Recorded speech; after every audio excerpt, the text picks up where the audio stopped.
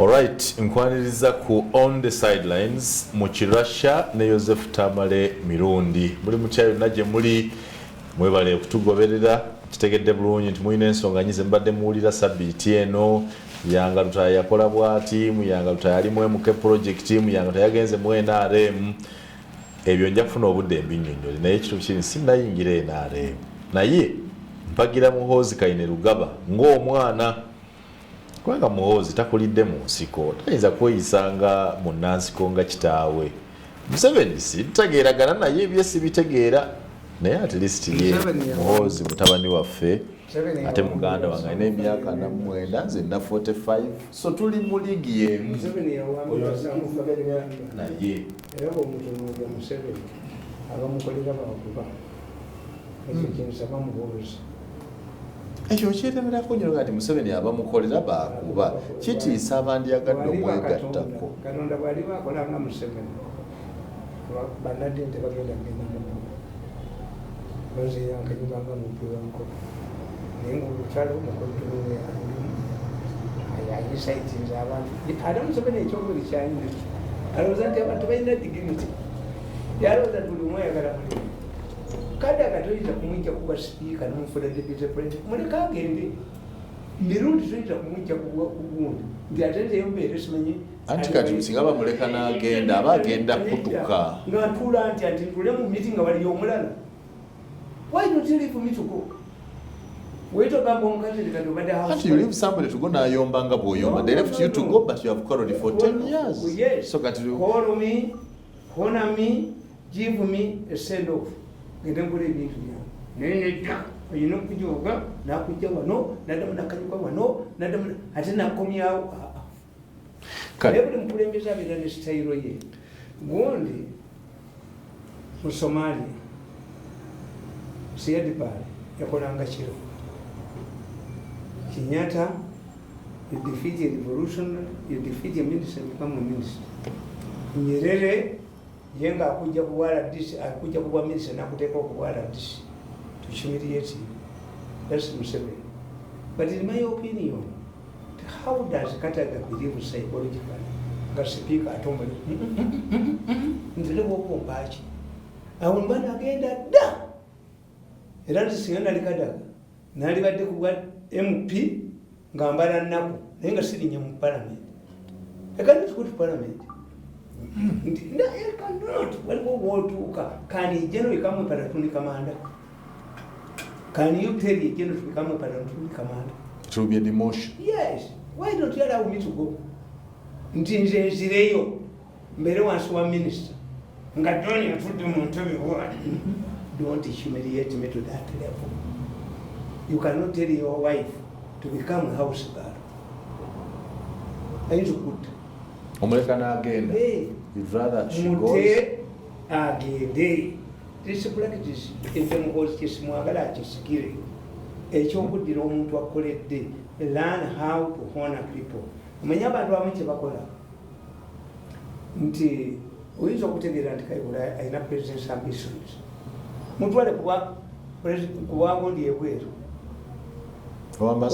Waliwo ebintu bingi omufuula n'amufuula atachi ave wano naye n'omusiba n'omumbulamu engoye n'omumbulamu engatto ekyakomewa kolere omwita musiru waliwo ewantu w'otuuka gy'okoma okwagala ennyo gy'okoma okukyawa tibakushumiriyeeti nga ne bakushumiriyeeti nga ne bakuba amawulire obusembe nekakunuuna mpita mu meeting lekawo kati kanayibikamu eminisita nkole n'abaana bwemwakubedda nti ndi mulala ndeka ngende anti eyakuyita omulala ate yaba akuyise kitegeeza public yategera nsigo olina obuzibuzibu kati tetusobola bimpitamu bwe muyombera ku mizigo ne mukazi wo ne mwerangira ebintu bingi temuddawo ku mizigo yes ofuka ku buliri okola sisitemu ya Museveni ey'okushumiriyetinga abantu mbi nnyo sagala genda mu sisitemu yo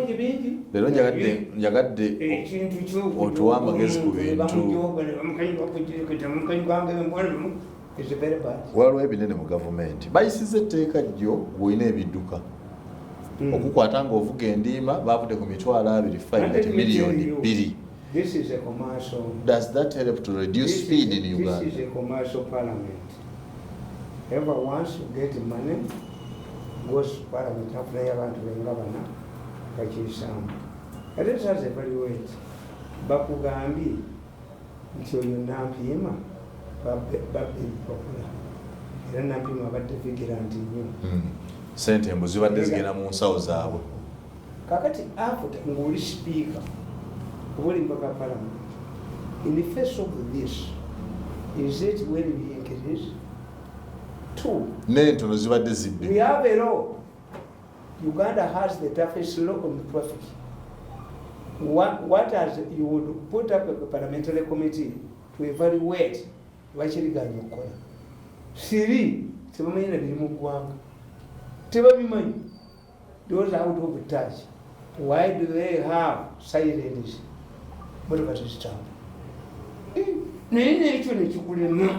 Buli atambula kati abeera ne kadenge lwaki motoka tezisobola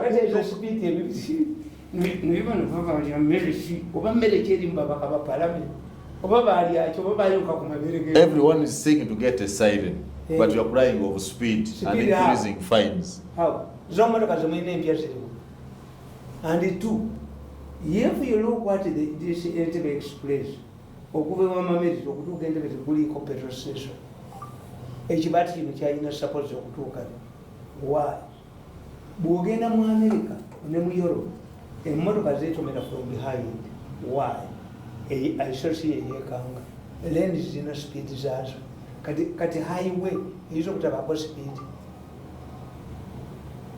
nga togise highway ombaka parliament aguli akakiiko ka transport tabulangako na bicycle waliwo abamuyisiza mu police ekole sente kuba balidde sente.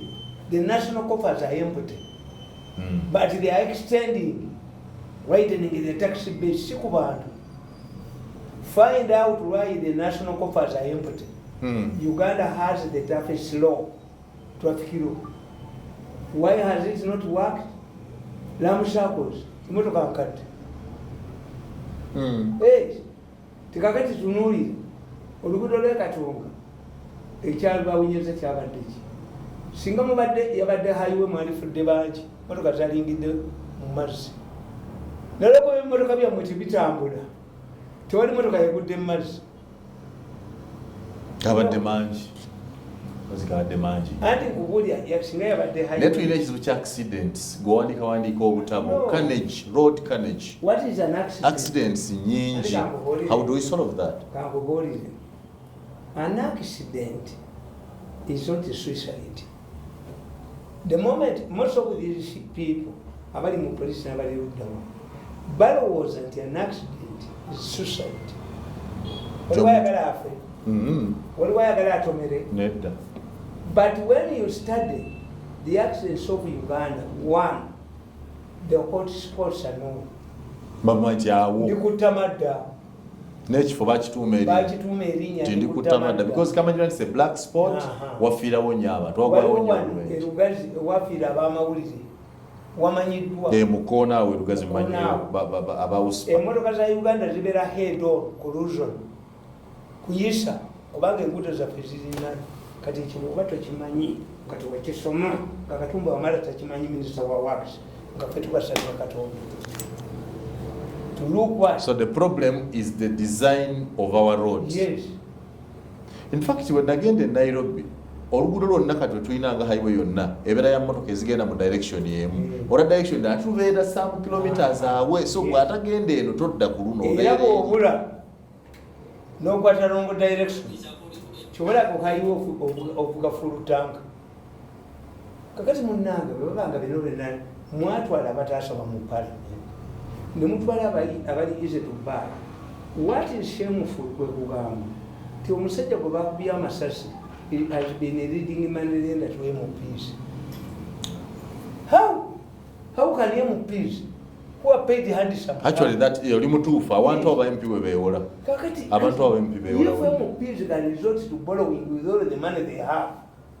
Kati mwina parliament iki. Kitegeeza that even a foreigner can finance this parliament. That's why most of the motions sponsored. When you go to Europe, buy insurance. Insurance to pay you money it made the two abazungu bali bwebati bakwata pass kundiza mu driving permits ziriko points local accident ngabasala point until you go to zero, and once you have zero tovuga kakati bobano abisa bakirowooza ngaki this is intended nti temwali kutena ku transport ngoyo omukazi nampima bamukutta bebiki wamuvuma wano negamba omukyala mulekera bagati kasaba kufateninga bamafya bagenda kukozesa kati mwamukubye ate n'agamba ne bamulumbe waka ne bamulumba n'abagesera baali bavuganya ne ziwa n'abagesera nagati omukumi bwe bamusi mubuuzo musekalo. In many cases they deploy two people. It's not easy to deploy one person or kukuma. Where was the other person? Yes. So kakati ekyo kiri clear. These people, the national coffers are empty, so Parliament is looking for avenues of getting money to finance the budget. But, Siri, do we have a trusted police institution? Do you have a traffic? Or what police work? Over because as a motor has also million price yazire kwanga wali motoka million these ones out of touch with ezabo simanyi billion mekobe tujja kufuna yo omuntu ateeka ababaka ba parliament to their levels. Abaganda bakugamba nti amazoga gawala nti olujja lukalambuzi emotoka ezisinga omulamusakozi omujjako million 2 mumulowooza lwaki emotoka zinemera ku police stations lwaki bodaboda zinemera ku sente zibasaba zisinga bodaboda njagala nnyo abantu babajjeko emotoka babajjeko bodabodas wabeerewo oli uprising nze kinjagala. I studied revolutionary politics. I encourage them to create more and employ the people. That's how I do it. So I'm encouraging you to do whatever you do. So you think the solution to reducing road carnage in Uganda should be in improving road widening and dividing highways, creating an efficient police? Yes. Okuja points ku driving permits? And in Kobori and Kakati, why do they use sirens? Kakati, here for sirens, I intended to give you way. How come that then they are speeding? The two don't match. Yes. If cars are speeding, then there would be no need for using the sirens. Sirens mean that everywhere you go is jam. Kachireke chiyite. Ngawe bayisa. Kakati oluguudo lwe bayitamu okuva e Masaka iyo naje bayita. Lubadde local government. Tebalowoozangako wanudde. Tini case oluguudo lwe Katonga nga luvudde watiro ekyo si kyawo. Disaster preparedness. They never prepared for that disaster. No. Kati basazeeko. Yeah. Kati bakirowoozangako. Ekyokubiri Amini yalowooza tibwakuba lutindo lw'e Kagera ajja kuba asazeeko Kagera salient, ajja kubanga Abatanzania tebasobola kujja, naye Abatanzania baleeta tanka, military tank nekola olutindo. This is what our army needs. Nti oluguudo lw'e Katonga bw'olubala we lwakutukiddeko n'eri ewalamu n'eni ewalamu. This is Yameka. Would we even have an artificial one? An emergency? An emergency. Jeba mounting Motoka niziyitawo. We would have a ferry. Tebiri e Masaka e Bukakatawa bituleetera emmere e Portobello.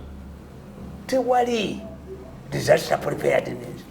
You said disaster response. Nakyo tekikulifayinga. Disaster response. You say disaster lukono. The ministry should be disaster lukono means disaster lukono. Disaster preparedness means response. Disaster response means the quick response.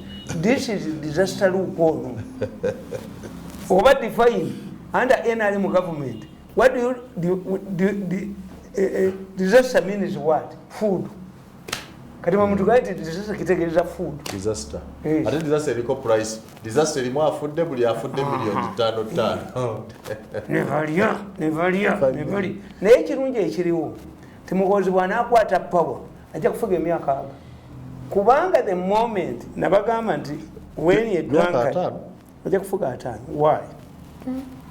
Kumanya ekifuzisa Museveni emyaka gino ana tebibi bya Museveni compared ku bya Idi Amin ne Bobote abatalina kyakoze. Olw'okuba Museveni byakoze ebizibu bye tibateeka abantu mu bbuutu bwenibwaga drones zibatutte. Human rights violations, is it a drizzle or a storm? Kuba balabako ku storm. Nebaga nti omukazi n'afumbira omutamiivu nga bwadde amukuba, n'afumbira omutamiivu omulala nga bw'akomawo ng'atamidde afuka mu ntebe agejja. The two drunkards ono tamubatalinga oli amubatalinga. Ono yeefukira mu ntebe ye enkya ne booza oli atuuka mukuba asula ku tebuuki. So bombi batamiivu but one is a better. Kakati yanti kyenkubuulira atamukuba agejja. Kakati nezi gavumenti za Uganda bwe ziri. When you say mbuze kugana nyiniyo n'agisanga, those who were taken in as in a motoka zebatwala, some of the people who have been lucky babasanga mu safe houses enkya bakomawo. Mbuze kugana nyiniyo n'agisanga.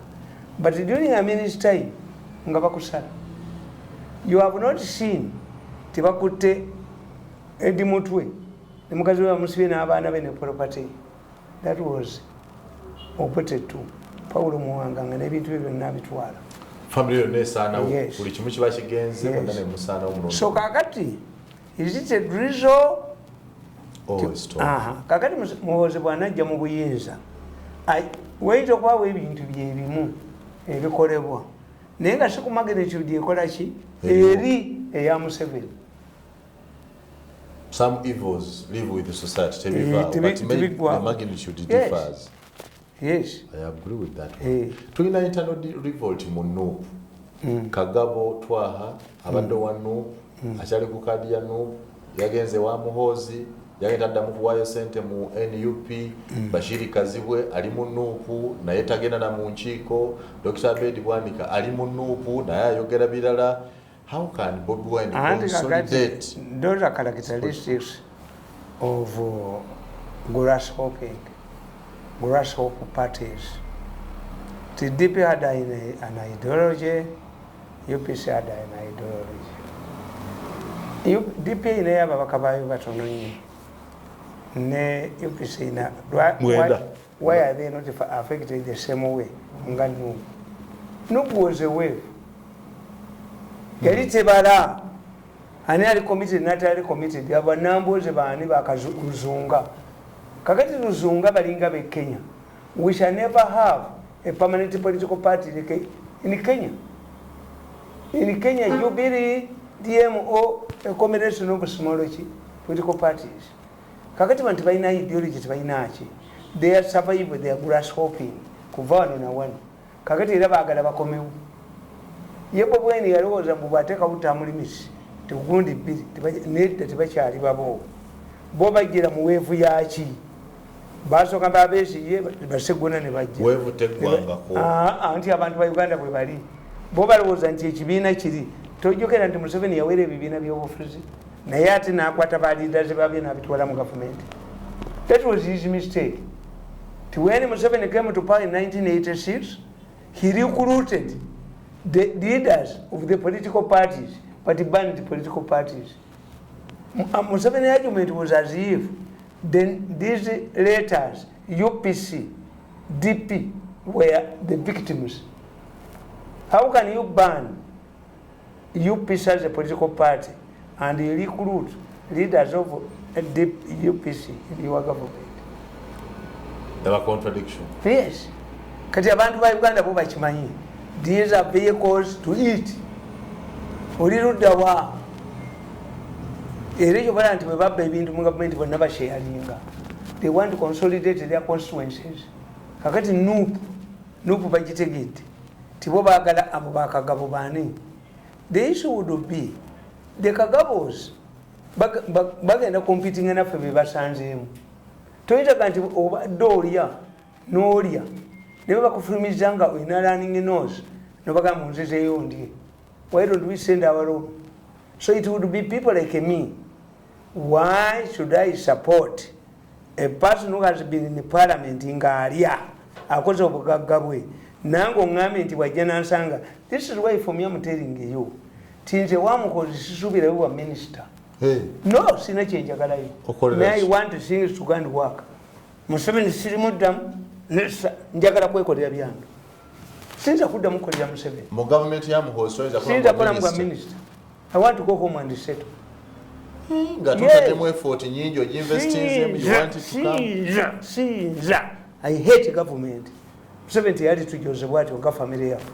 Natukanyuka ku jirikiti ng'embwa nankanyuka ku jirikiti. $4 nanje ku jirikiti ng'embwa ng'ayina kyampadde. N'emmotoka ssebo baali bagitutte mukozi. Ekyo ate sikitegedde kubanga mbadde mmanyi nti okola Muhoozi ajje okole gavumenti empya. Siriddamu gavumenti. Funemu ebifo. Sirigiddamu. Tukole I will never ffenna. work with any government. Sirigiddamu. Museveni yanyiisa gavumenti. Mange bamukubye amagulu olwa Museveni nankanyuka ku jirikiti ko basuula embwa. $4 tinze ngende ekole $4 mi nkole $4 ana waliwo omukazi atamu obufumbo nze mpagira mukoze kunkubira ono eyanjoka ono zannye ku mutwe abonyabonyeza famire yange emyaka 24 kasaba mubera kyokko ne bamukwana dduka biro obujuzi ne bamugwamu. That's all. Kuba siryogerako naye. Naye nti Museveni yampise nga mpita mpezi. What do I want from Museveni? Museveni humiliated me, nankanyuka ku jirikiti ng'embwa yangobanga mubbi wa nkoko myaka 10 yonna talina kikumi kyali ampadde surviving on my own. Oba Museveni yankola ekyo nakinkola natamu byobufuzi nsidda mu gavumenti ya Museveni nambuge waffe tayinza galetandika wayagala okwesimbawo ku bwemu pino nti ogenda kubeera mu parliament eddako, which would make it easy for Muhoozi to identify you as a minister in that government. If I go to parliament, I will don't Tumbuli government najitamu. I don't want even to hear the word government or state house or care house. Twainda na kuleta mabugo wapi. Tiba nganyabo yafudde. Aleta mabugo ga Museveni. Pajja mukuba amayinja. Pajja mukuba amayinja bamugoba emisinde adduka. Gwe bakuba olwa Museveni bamukuba amagulu. Museveni okunsa tulayansa mubbi wanko. Sichwanti Uganda tugana amabugo kagabe. Tebasobola galetayo. You are not the head of that family. The head of that family is Saliye. Anti bajira kuki. Politika tebabimbuli. Aliko leta bali bamayinja nadduka. Sali is a gentleman. Taiza kwa sema. Anti mbana tabusa atali na yake. Alikukakanya. Ana yake. He's the head of family. Batujoze nyamba bantu bana batujoze batukwani kwa kujirikida batukwani bakasasiro. Batunyalako. You know kudda bakujoge. Omanyi gundi yawe ngamba. Tumujoge tumuniyeko akomewo tudemu tumuniyeko. Ayina okubeera ekidoli kyafu.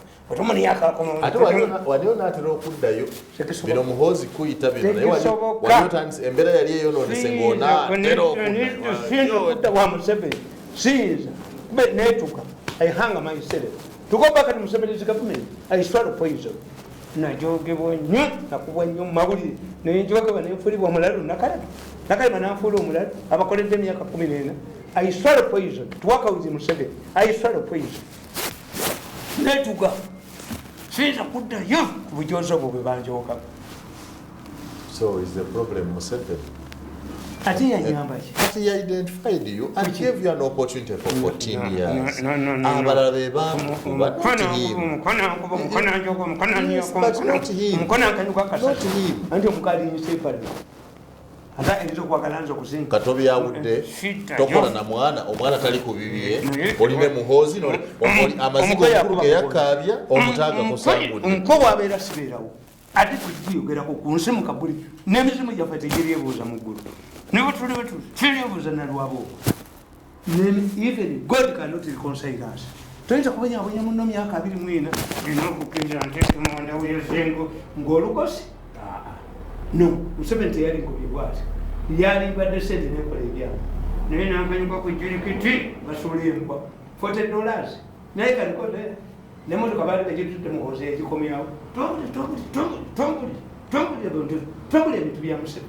tobuli ebintu bya Museveni abiri ne bakoddumibi kale katudde ku Bobi Wine bw'okulembera ekibiina abane batandika okwefuula abakiwagi politically. How do you navigate through it? Bobi Wine has achieved what he wanted. Bobi Wine can make a Bobi Wine Foundation. Bobi Wine has also called a Bobi Wine Foundation. Foundation, yeah, Bobi Wine. Yes. Bobi Wine, after him said, if Bobi Wine will never be the same. Obaba never zunganga bazunzenga bava mu DP. Never from for this. Is it wrong for NUP to disappear? And if I was Bobi Wine, I wouldn't fight for the party. You get. Nayona to Jose na tunia kata kuta nafuna factories nafuna bali chintu na sigadanga ani atunia ka inembo kona anunya na akamyo fena na tunia kutina kubira mwanda oyozenga lukosi nze nja kubera omusawo muganda ewaffe naye ekintu kyonna omulenzi oyo kyali musi kibeeramu noera ne program zange oyolekedde okuba omusawo omuganda lwaki osigaza okusiridda mu gavumenti ya Museveni sirikola na mulenzi oyo ne bwalifuuka president nasalibwa omwezi nafiirwa baganda bange bangi kitange yafa I've stilled myself siridda kondo ya Museveni siribeera mu gavumenti endala no muwanga you don't know how humiliative ne bakuba mawulire emyezi mukaaga kabushenga era kana kalema n'obugulu bwako nti nkola ne nakalema nkola mu gavumenti omuli nakalema ndi Museveni ayinza okumpita ne nakalema sikwata entebe negikuba nakalema mutwe ne mutira kimulume ekimiro nekiwandula wali nti baba tulowooza tuliawo bakuzanyirako when you humiliate me bring me back oli omukwanda watayagala nguzi mukyala okulwana ba investor. So Bobi Wine ntombulira nakalema don't kill my day tombulira nakalema Museveni tayina bantu nakalema Museveni tayina bantu ate najjayani once a leader or an institution humiliates those who have delivered committed and dedicated service to him uses mercenaries. Museveni takyayina bantu buli omu yenna amujozi bakayikola n'abajoga buli omu n'amujoga buli omu fena n'atujoga n'atukanyuka akasasiro n'atukola ati takyayina bantu era yina bannakalema bagundi bakamya nkugambye bebamuvumanga bebakolanga ki abaganda tukimanyi kaseekiswa kitandika okubuka ebingazamba kiba kiweddemu tetumbulira ebyo oba akozesaani oba akozesaani naye nze Katonda yanyamba nemukolera naye yangobanga mubbi wa nkoko naba ali bagoba nga ababbi b'enkoko. How about if we say that your usefulness had ended? I don't mind if my use nti mbwa bakikanyiza ku jirikiti. That's what they are thinking. Nja kudda badde mubaniemu ndi kidoli bajja kudda mbadde mubaniemu bwe bakola bamala okuniemu nga bakanyuganga bakomyawo bakowa omulimu omulala. If I had accepted to be humiliated kati nali badde RDC kapala byongo nali badala DC kapiripire ya kapiripiri nali badala DC moyo bakujoga ne bakujja mu kisenge ne bakuteka mu dira bakuteka mu shamba. By that's another DC you will be earning more. No. More than Better be another DC when you sign another DC list including my name. Tamale Miruri, he must not come from our family. In our family there is nobody who can be another DC. Tell you family. No. If you said it's of ministers, appointed ministers, and you see my name, maybe my younger, my son. What if your son is made out of this? I cannot allow it. It would be an embarrassment to our family. Never could joke on it, never could tell you, I'm not to pick up Embusio no Ubuntu. Me, I cannot.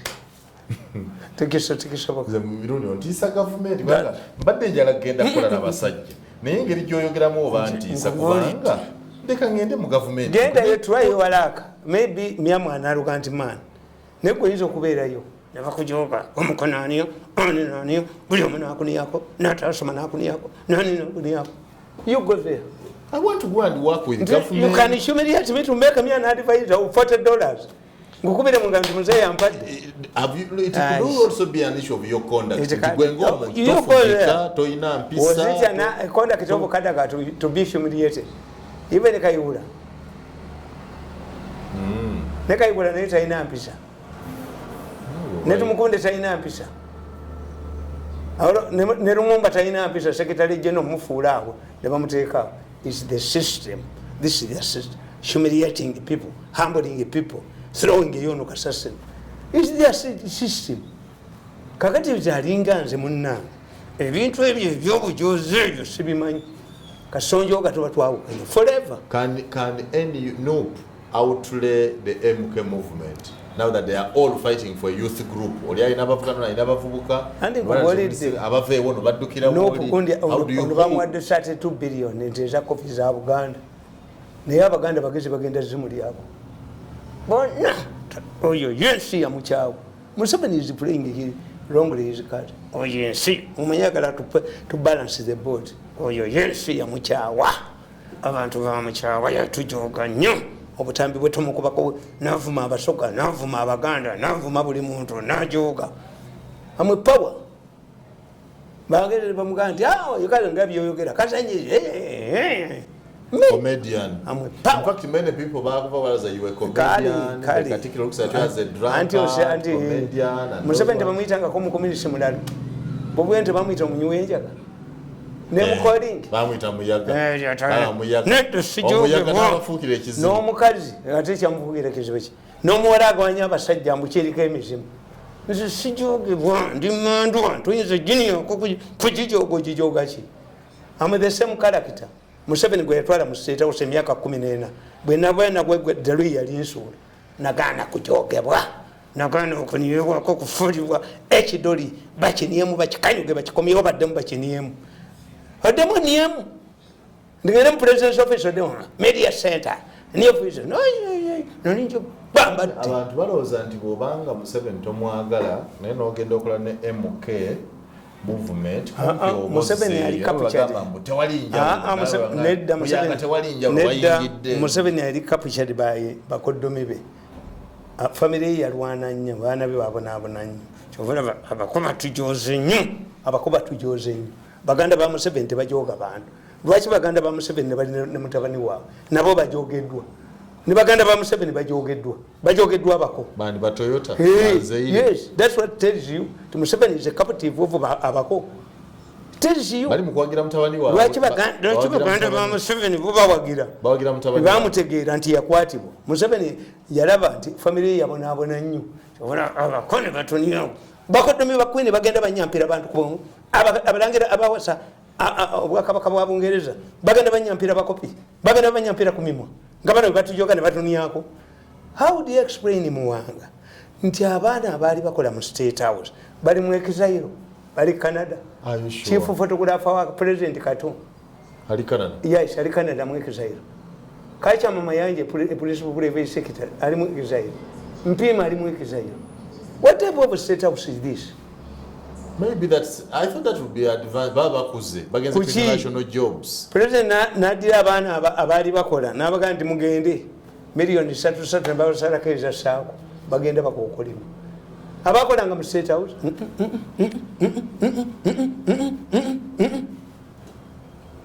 Yena komo kwagala nnyo jena komo kukyawa mwampisa bubi bange ne kukyawa olw'okuyita amagenda bukedde nabakyawa nange olw'okuluma omutima ogugedde nabalaga omutima ogujjudde mwampita fala mwalowooza nti ndibye ebibiina bingi naafuna ekirala kanoonye naye mmwe siribaddira tugende.